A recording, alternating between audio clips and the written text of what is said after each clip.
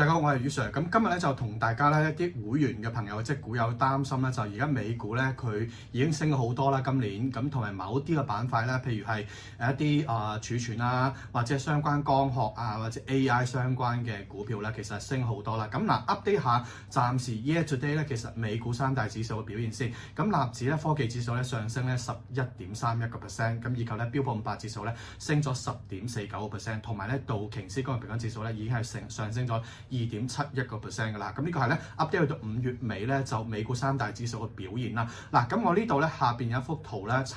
俾大家參考咧，就係話過往美股見頂嘅時候咧一啲信號啦，如果入邊嗰啲信號咧係可能咧10個佢中咗7個8個咧，咁都幾大機會咧，咁美股短期可能係會出現泡沫啦，甚至乎係見頂嘅情況㗎啦。咁第一個咧就好大型啦，好多次嘅 IPO 咧係會集中一段時間不斷地排隊上市。嗱，而家你睇到啦。SpaceX 即將會係呢個月或呢個月係會上市喺6月嘅時候啦，咁嚟緊咧就會有 Anthropic 啦，同埋咧就 OpenAI 會上市。呢啲係比較咧就全球嚟講，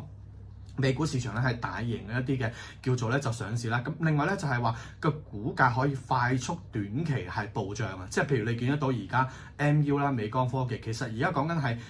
叫做一日咧就升18%、20%，咁 Dell 嗰啲啊一日升35%啦，已經中咗咧。其實股價快速上升嘅呢個同時間嘅呢個信號啦。咁另外咧就 M&A 嗰啲活動好頻密啦，咁同埋你個 credit 好容易攞到啊，咁同埋一啲創投融資咧係創咗一啲嘅紀錄新高啦。嗱，咁另外咧就一啲報章傳媒都係報道一啲比較樂觀嘅對大市後市嘅睇法啊咁樣，同埋咧就成交量你見得到咧，如果佢真係見頂嘅時候，我提醒大家，佢個成交量係會比歷史之前平均買一隻股票咧，買個大市咧，其實個成交量係會增加㗎。咁另外咧就個歷史高位啲估值係偏向於係一啲叫做 PE 啊，某啲個股 P 或者大市嘅 P 咧係佔咗平均過去10年、20年嘅高位啦。